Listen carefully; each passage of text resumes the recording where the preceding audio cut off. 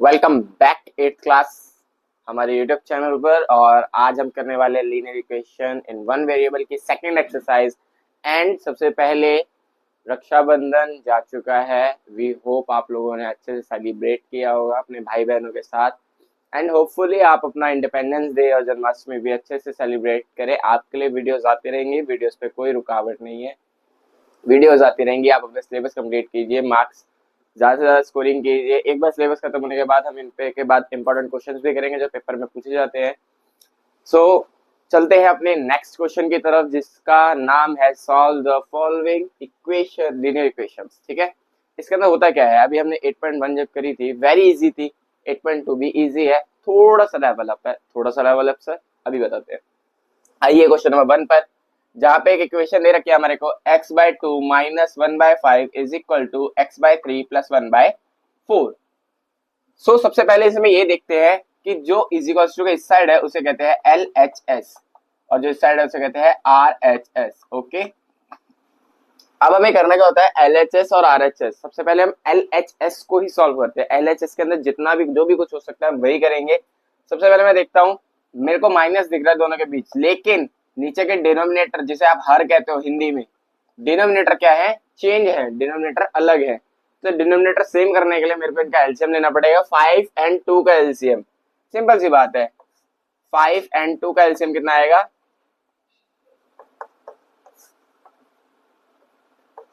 तो 5 2 जा 10 आएगा। कितना आएगा, 5 2 जा 10, एलसीएम 10 आया।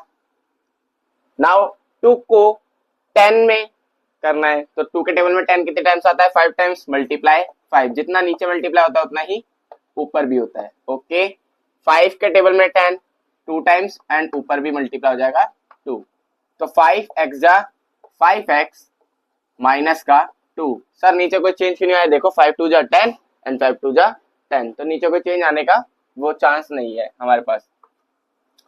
दोबारा सेम दिख रहा है हमारे को कि दोनों में प्लस हो रहा है। प्लस के लिए हमें क्या दिख रहा है कि दोनों डिनोमिनेटर अलग है, दोनों का क्या है एलसीएम हमारे पास 12। आप एलसीएम करके देख लेना, सेम इसी प्रोसेस से एलसीएम हो जाएगा देन 12। अभी 3 के टेबल में 12 आता है, 4 टाइम मल्टीप्लाई 4, ऊपर भी मल्टीप्लाई 4 हो जाएगा। 4 के टेबल में 12 आता है 3 टाइम्स एंड मल्टीप्लाई 3, तो ऊपर हो जाएगा 4x प्लस 3। अब क्या करेंगे सर, अभी हमारे पास कुछ दिख नहीं रहा है ऐसा, तो अब हम क्या करते हैं, अब हम करते हैं क्रॉस मल्टीप्लीकेशन। जहां पे कुछ समझ ना आए कि सर यहाँ पे ये माइनस नहीं हो सकता, एक x वाला है और एक x वाला नहीं है, माइनस नहीं हो सकता, कुछ कट नहीं रहा, सेम प्रोसेस यहाँ हो रहा है, कुछ कट नहीं रहा, तो क्या करते हैं ऐसे में, हम लेते हैं क्रॉस मल्टीप्लीकेशन का सहारा। क्रॉस मल्टीप्लीकेशन क्या होता है भाई, इसका डिनोमिनेटर इसके न्यूमरेटर से मल्टीप्लाई, इसका डिनोमिनेटर इसके न्यूमरेटर से मल्टीप्लाई।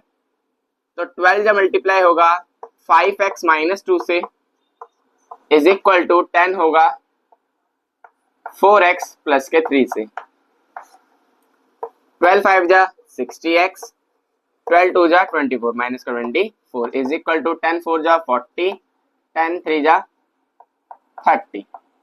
अभी x वाला x वाले के पास एंड नंबर वाला नंबर वाले के पास, ठीक है सिंपली, तो 60x पॉजिटिव का 40 है, इधर आके नेगेटिव का 40x हो जाएगा, ये नेगेटिव का इधर आके पॉजिटिव हो जाएगा 24।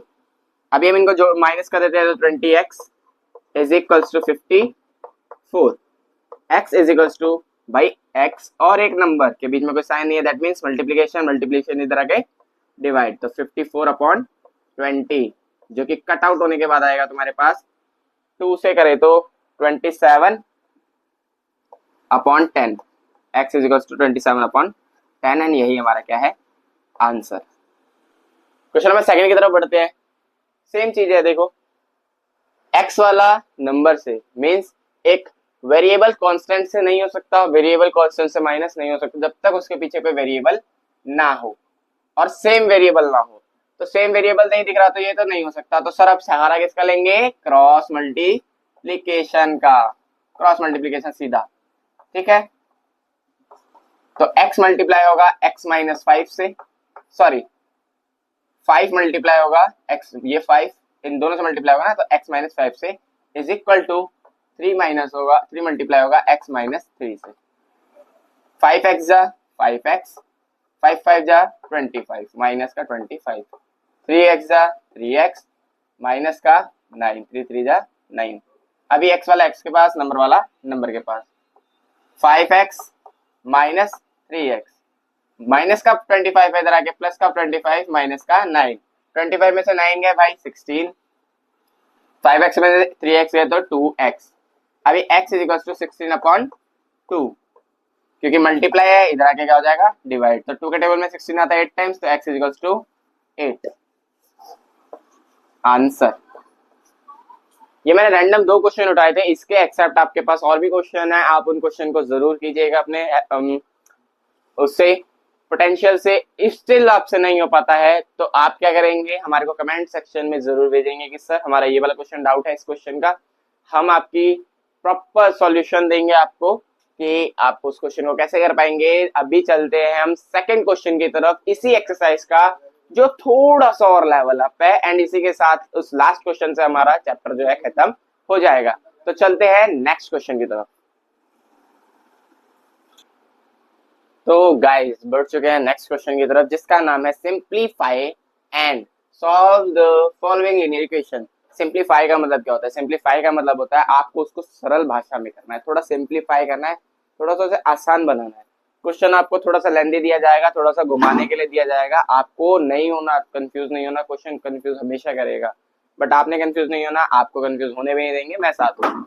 ओके, तो क्वेश्चन है हमारे पास 7th question, 3 bracket t minus 3 is equal to 5 bracket 2t plus 1 bracket close. कैसे करेंगे सर? क्योंकि सबसे पहला टर्म है हमारे पास सिंप्लीफाई। सिंप्लीफाई जब भी आप सुनेंगे तो नाम एक मन में चलना चाहिए, BODMAS, जिसे कहते हैं हम बोर्ड मास। इसी से क्वेश्चन होंगे कि सिंप्लीफाई का मतलब ही है बोर्ड मास। मैथ की भाषा में अगर आप सिंप्लीफाई से समझाना चाहें, सिंप्लीफाई का मतलब होगा सरल भाषा में करना। सरल भाषा तब तक नहीं हो पाएगा जब तक हमें बोर्ड मास नहीं मालूम। तो बोर्ड मास के अकॉर्डिंग यहाँ पे सबसे पहले आपको चीज क्या दिख रही है? ब्रैकेट। क्या ब्रैकेट के अंदर सॉल्यूशन मिल सकता है? ब्रैकेट के अंदर सॉल्यूशन नहीं मिल रहा। t माइनस 3 नहीं हो पाता, 2t में से 1 प्लस नहीं हो सकता। तो सर अब इसके बाद क्या करें?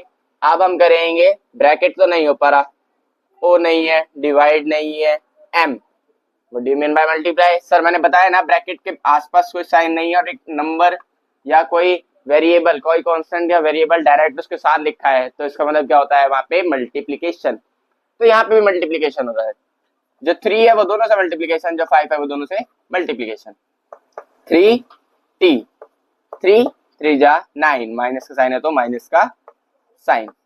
आगे 5 2 जा 10t, 5 1 जा 5। ओके, अभी t वाला t की तरफ, क्योंकि वेरिएबल वाला वेरिएबल की तरफ जाएगा एंड कांस्टेंट कांस्टेंट की तरफ जाएगा। ओके, तो माइनस का 9 माइनस का 5, 10t माइनस का 3t। आप इसको भी इधर ला सकते थे, कोई प्रॉब्लम नहीं थी। अगर नेगेटिव हटना होगा तो हटेगा और आना होगा तो आएगा, उसमें कोई दिक्कत नहीं होती। बट आपको एक ये चीज देखना पड़ता है, वेरिएबल को हमेशा थोड़ा सा एक वो देना पड़ता है कि पॉजिटिव रहना चाहिए वेरिएबल के साथ भी, जो भी टर्म है और जो बड़ा है। अगर मैं t को 10t को अगर इधर ले आता तो ये नेगेटिव हो जाता, तो नेगेटिव होने के बाद क्या होता है? हमारा कई बार क्वेश्चन गलत आने के चांसेस होते हैं। गलत नहीं करेंगे, इसलिए हमने ये चीज सीखा कि 10t को यही रहना, तो 3t को वहां ले जाओ। और क्योंकि 5 की जगह पे 3t आ रहा है तो 5 अपनी जगह चेंज करेगा, वो प्लस का 5 था इधर आके माइनस का 5, 9 एंड 5 माइनस माइनस प्लस हो जाएगा, माइनस का 14 हो जाएगा। ओके, एंड यहाँ पे 10t में से 3t गए तो 7t, 7 मल्टीप्लाई t हो रहा है और इधर आके क्या हो जाएगा? डिवाइड, माइनस का 14/7 इज इक्वल टू t। 7 के टेबल में 14 आता है, 2 टाइम्स माइनस का 2 is equal to t। t की वैल्यू फाइंड आउट हो गई, कोई लेंदी नहीं था। थोड़ा सा आपको यहाँ पे ये देख रहा था कि सिंप्लीफिकेशन होता क्या है। सिंप्लीफिकेशन के लिए हमने BODMAS करना है।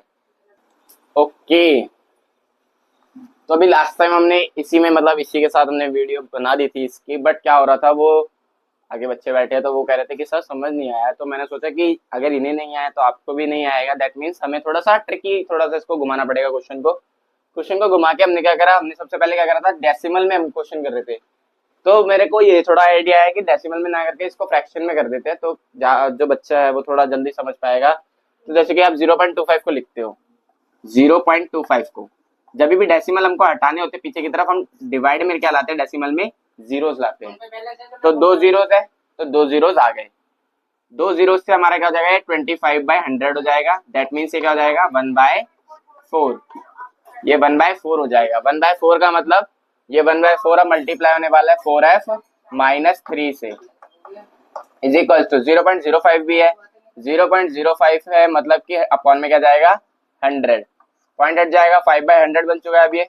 ओके, दैट मीन्स 5 के टेबल में 100 आता है 1/20 टाइम्स, तो ये क्या हो चुका है 1/20। ओके, 10f माइनस का 9, अभी ये इससे मल्टीप्लाई होने वाला है और ये इसी से, तो 4f अपॉन 4 हो जाएगा जब ये इससे मल्टीप्लाई होगा, एंड जब इससे होगा तो माइनस का 3/4 is equal to 10f/20 minus 9/20।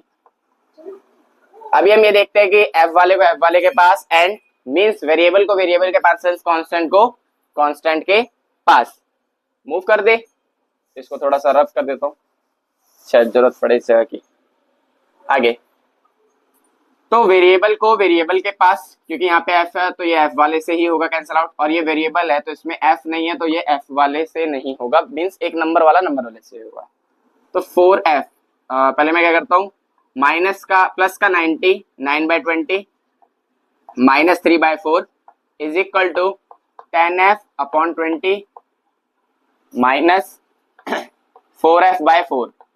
Okay, अभी दोनों का एलसीएम लेता हूँ, 4 और 20 का, तो हमारे पास एलसीएम आता है 20। 4 और 20 का आप एलसीएम ले लीजिएगा, कोई दिक्कत नहीं है।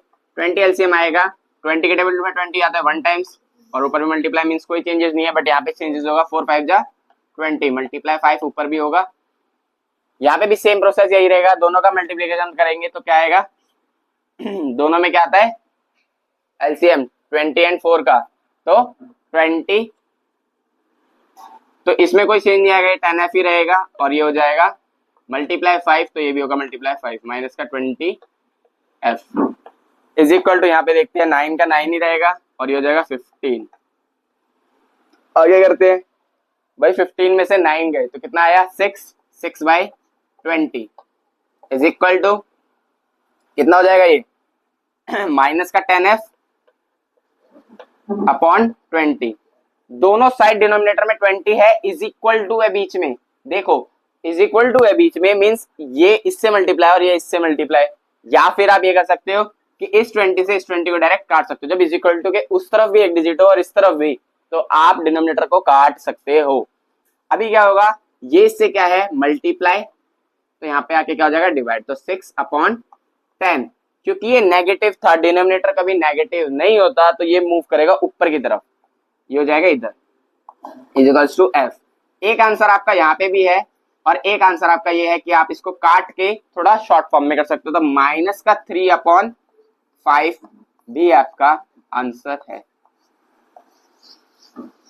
पहले वाले से थोड़ा सा लेंथी हो रहा था, एंड इससे हमारा आंसर आ चुका है। अगर आपके लिए ये वीडियो थोड़ी सी भी हेल्पफुल रही हो तो प्लीज हमें सब्सक्राइब करें, क्योंकि हमारा आपका सपोर्ट ही हमको आगे लेके जाएगा, एंड वी होप कि आपके लिए ये वीडियो बहुत ज्यादा हेल्पफुल रही हो। अगर आपके लिए रही है तो आप अपने दोस्तों की भी हेल्प करें, क्योंकि हेल्प तो दोस्तों की ही की जाती है, तो दोस्तों की हेल्प करें एंड हमारे को ज्यादा से ज्यादा सपोर्ट करें। Thank you.